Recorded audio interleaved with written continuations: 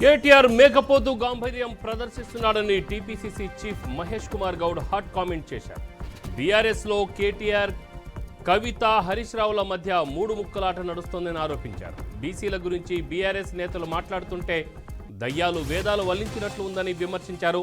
కులగణన సర్వేలో పాల్గొనని కేటీఆర్ ఆయన కుటుంబ సభ్యులకు రీసర్వే జరపమని అడిగే అర్హత లేదని తేల్చెప్పారు. తెలంగాణలో బీఆర్ఎస్ దుకాణం బంద్ అయిందని విమర్శించారు. ఫామ్ హౌస్కే పరిమితమైన కేసీఆర్కి ప్రతిపక్ష హోదా ఎందుకు అని ప్రశ్నించారు. గజ్వేల్ ప్రజలను పట్టించుకోకుండా ఫామ్ హౌస్లో సేద తీరుతున్న స్థానిక ఎమ్మెల్యే, ప్రతిపక్ష నేత కేసీఆర్ అంటూ విమర్శించారు.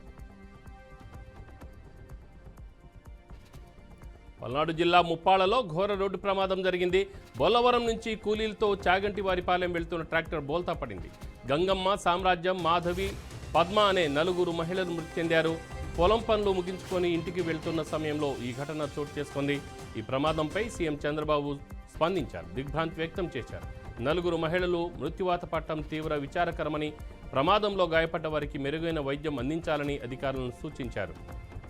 మృతుల కుటుంబాలను ఆదుకుంటామని సీఎం చంద్రబాబు హామీ ఇచ్చారు.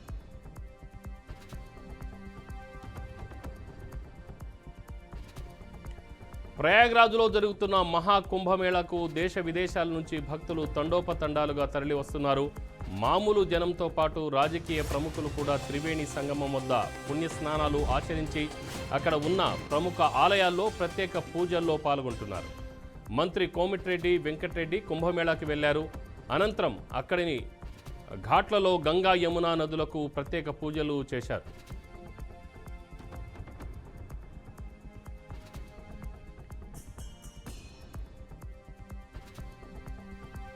తెలుగు రాష్ట్రాల్లో గ్రాడ్యుయేట్ టీచర్ ఎమ్మెల్సీ ఎన్నికల నామినేషన్ గడువు నేటితో ముగియనుంది.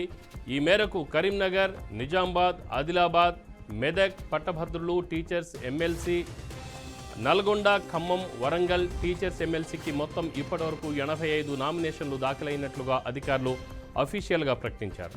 నేటితో నామినేషన్ల గడువు ముగియనుండడంతో పెద్ద సంఖ్యలో అభ్యర్థులు నామినేషన్లు వేసే అవకాశాలున్నాయి.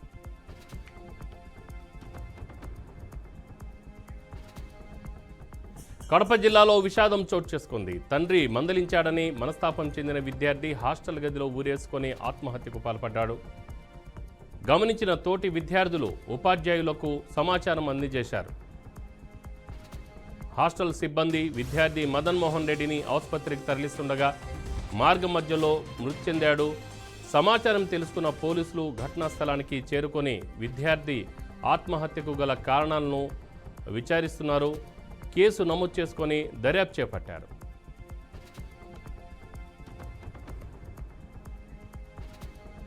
కృష్ణా జిల్లా గన్నవరంలో వెటర్నరీ కళాశాల విద్యార్థులు నిరసన చేపట్టారు. స్టైఫండ్స్ పెంచాలంటూ సుమారు 350 మంది విద్యార్థులు ఆందోళన చేశారు.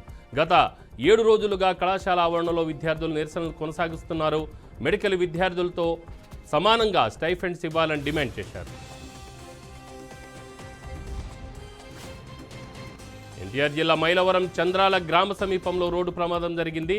ఎన్ఎస్పీ కాలువ వద్ద కారు బైకును ఢీకొట్టింది. ఈ ప్రమాదంలో ఇద్దరికి తీవ్ర గాయాలయ్యాయి. గాయపడిన వారిని స్థానికులు వెంటనే ఆసుపత్రికి తరలించారు. సమాచారం తెలుసుకున్న పోలీసులు ఘటనా స్థలానికి చేరుకున్నారు. అనంతరం కేసు నమోదు చేసుకుని దర్యాప్తు చేపట్టారు. ప్రమాదానికి కారణమైన కారు యజమాని పరారీలో ఉన్నట్లు తెలిపారు. సంగారెడ్డి జిల్లా జహీరాబాద్లో భారీ అగ్ని ప్రమాదం సంభవించింది. అంబేద్కర్ చౌరస్తాలో శంకర్ ఎలక్ట్రానిక్స్లో షార్ట్ సర్క్యూట్ కారణంగా ఒక్కసారిగా మంటలు చెలరేగాయి. దట్టమైన పొగలు వ్యాపించడంతో గమనించిన స్థానికులు అగ్నిమాపక సిబ్బందికి పోలీసులకు సమాచారం అందించారు. సంఘటనా స్థలానికి చేరుకున్న ఫైర్ సిబ్బంది, పోలీసులు మంటలు అదుపు చేశారు. కాకినాడ జిల్లా ముమ్మిడివరం తాళ్లరేవులో పోలీసులు దాడులు చేశారు. కోడి పందాలు, పేకాట నిర్వహిస్తున్నారని పక్కా సమాచారంతో తనిఖీలు చేపట్టారు. 119 మందిని అదుపులోకి తీసుకొని సుమారు 100 పందెం కోళ్లను, 9,80,000 రూపాయల నగదు, 5 కార్లు, 20 మోటార్ సైకిళ్లు స్వాధీనం చేసుకున్నారు. అనంతరం కేసు నమోదు చేసుకొని దర్యాప్తు చేపట్టారు. ఢిల్లీ అసెంబ్లీ ఎన్నికల్లో జాతీయ పార్టీ అయిన కాంగ్రెస్కు ఊహించని షాక్ తగిలింది. మొత్తం 70 స్థానాల్లో పోటీ చేసిన కాంగ్రెస్ పార్టీ ఈ ఎన్నికల్లో ఒక్క సీట్ కూడా గెలవలేకపోయింది.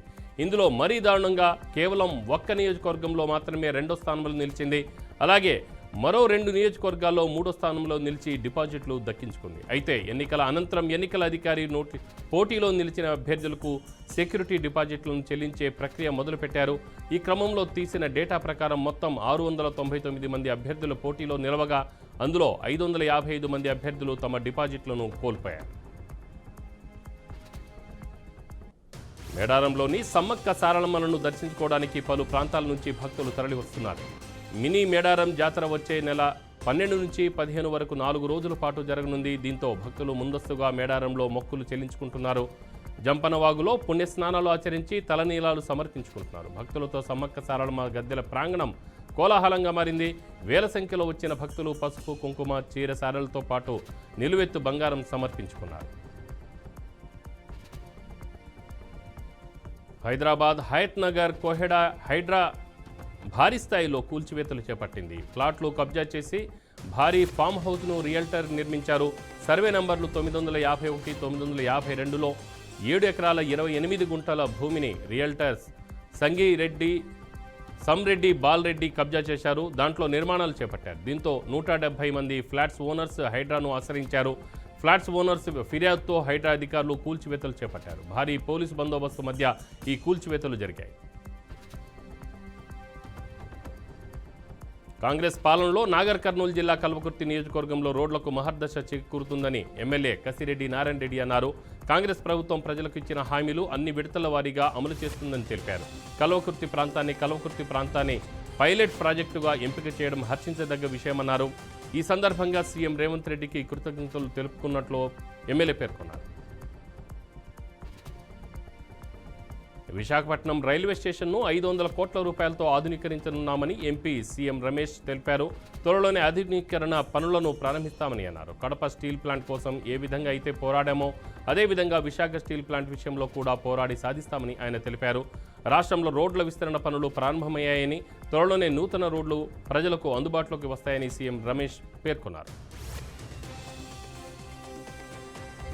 లైలా మూవీ ప్రీ రిలీజ్ ఈవెంట్లో మెగాస్టార్ చిరంజీవి హాట్ కామెంట్ చేశారు. చాలా రోజుల తర్వాత ప్రజారాజ్యం పార్టీ ప్రస్తావన తీసుకొచ్చారు. ఫంక్షన్కు వచ్చిన అభిమానులంతా జై జనసేన అంటూ నినాదం చేయడంతో ఆయన కూడా జై జనసేన అంటూ నినాదించారు. మెగాస్టార్ నోట జై జనసేన అని అనడం ఇదే తొలిసారి కావడం విశేషం. అయితే నాటి ప్రజారాజ్యం పార్టీనే రూపాంతరం చెందింది జనసేనగా మారిందని ఆయన ఆసక్తికర వ్యాఖ్యలు చేశారు. దీంతో మెగా అభిమానులంతా హర్షం వ్యక్తం చేశారు.